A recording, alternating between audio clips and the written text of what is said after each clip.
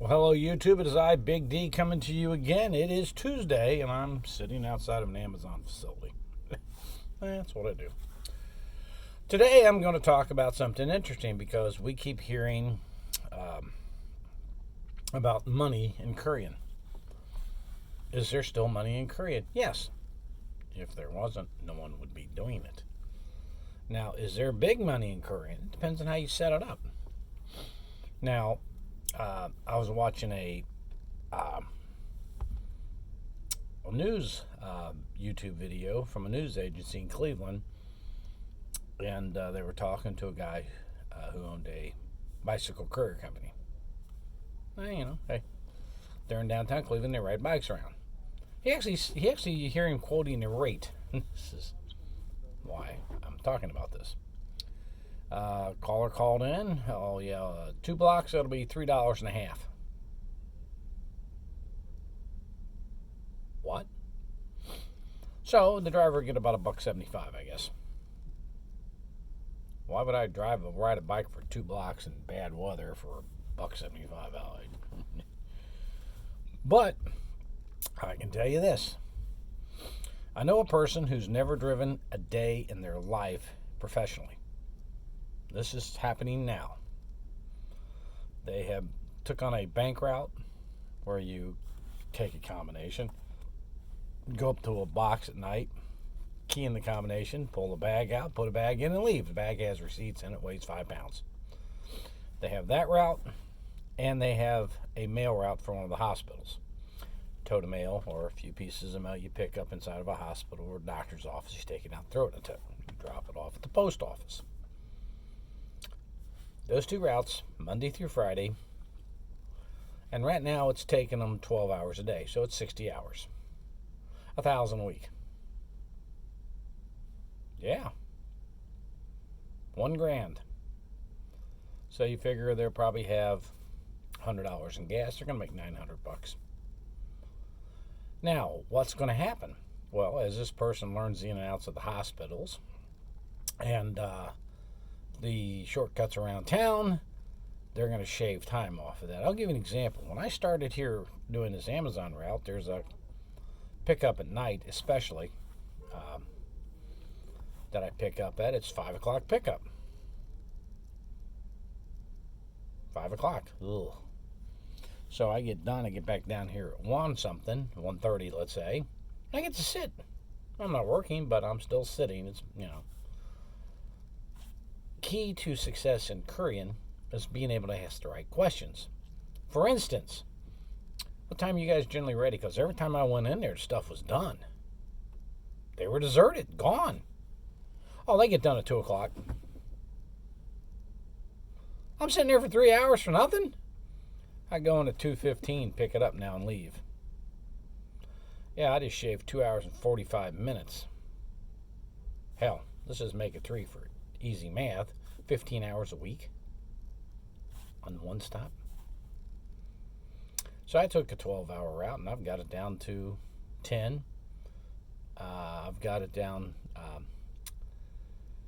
Sometimes I've actually be able to shave even more off of it because if they don't have anything, I have to take it to the facility. I get paid anyway, so I've been able to shave 12 and a half, 13 hours a week off of that just by asking a few questions. Be surprised the answers you're going to get. And I don't care what the schedule says.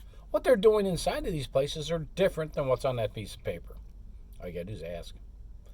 Don't be shy. So this person with no experience, out of the gate, $1,000 a week, $52,000 a year. Not doing anything strenuous, just driving around picking up little boxes and some mail. There's money to be made, folks. Okay?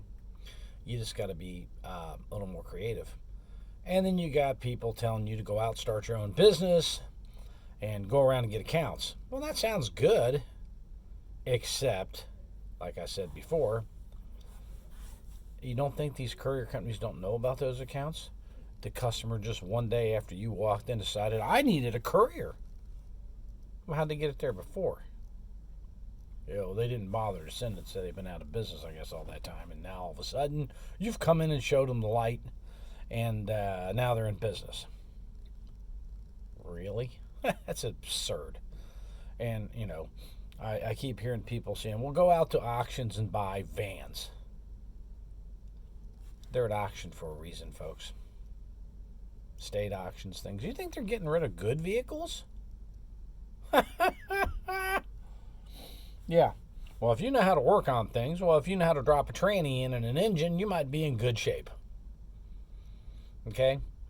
Or if you have all the diagnostic tools, if that's the case, you're a mechanic. Why aren't you doing that for a living? It's a good question. So I'm not big on going to auctions. The one guy was promoting auctions to buy vehicles, yet they went to a dealer and bought theirs new. Practice what you preach. You stand a lot better grounds out here if you will actually tell people the truth. I'm not a big fan of buying auction junk because, first of all, I don't know how it was treated. Secondly, if I got to start dropping engines and things in these, I can go buy a used engine. Yeah, I'll do that. But you got to remember, you're starting out in business. Your reputation is going to be built from that moment on. I would advise you to get good equipment. Why? Because if you break down, you can't deliver, your new customers are going to see it and say, Rush over there, they may have been a little more expensive, but at least they showed up and they didn't break down every 5 minutes. Be wary of things of that nature. I'll use Craigslist, I'll use Facebook Marketplace to find vans. I always take them, have them looked at as by a mechanic. Mechanic gives me a thumbs up, then I buy it. Is that going to stop all the problems? No. But I'm trying to reduce major issues. Because that's going to be your big upfront cost in this business. Is the fact that you have to have the right vehicle. I talk about the Chevy Express so far. Nothing. Absolutely nothing.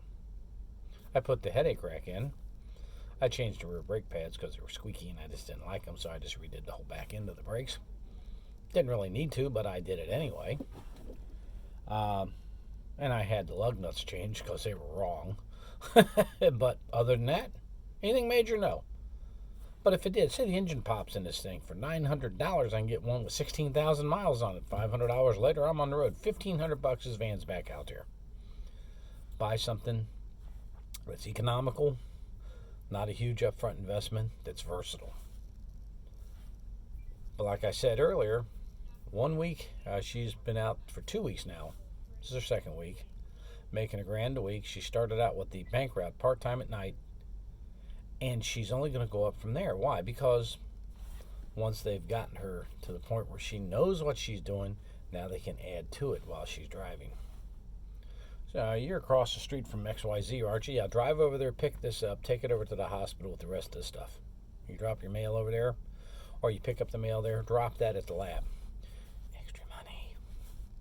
The art of the bundle. The owner of the company now, he's using that word bundling now too, because he's realized it's correct. And in fact, he's taken my advice on a lot of the things he's doing now. Why? Because it works. Why don't I do it? I may start my own company. But I'm actually running another business on the side already. So that being said, do I want to do two? It's not that I can't, I just haven't decided yet. Or do I want to go into expedite van freight dispatching? Another option there. Get my own authority, dispatch vans. They'll run them under mine. There's a possibility. There's all kinds of money to be made out here, folks. But it's not a get-rich-quick scheme. I don't have all these YouTube cameras and boom mics and lighting and things where I sit in front of a desk and sell you books and let you call me up to get advice over a phone for so much an hour or a minute.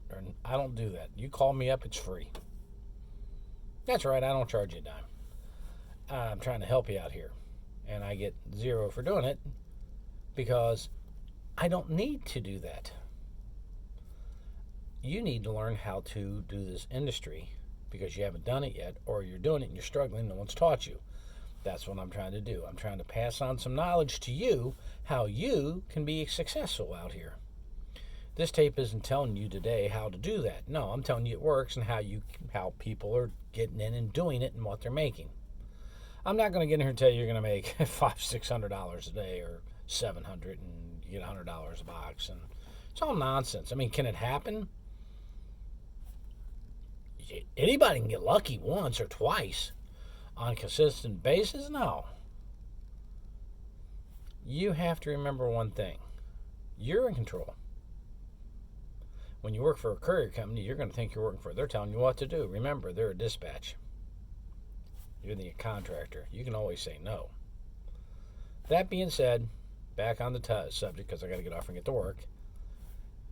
Yes, there's money to be made. It's still here. You just got to look for it. 2, go out and get it. Never drove a day in her life professionally. Making $1,000 a week, guaranteed. Guaranteed. And now just add more pieces into the puzzle and watch the scale go up. She's halfway to 100. She's doing quite well. You can do it too. She did, you can. I'll see you on the next tape. If you haven't liked the channel, like it. Please subscribe, because if I get this thing up to 1,000, I can start doing remotes and answering your questions directly. While I'm driving, I could be doing this and talking to you as I'm driving. So you have a good one out there. Go make some money. Big D saying, it's there.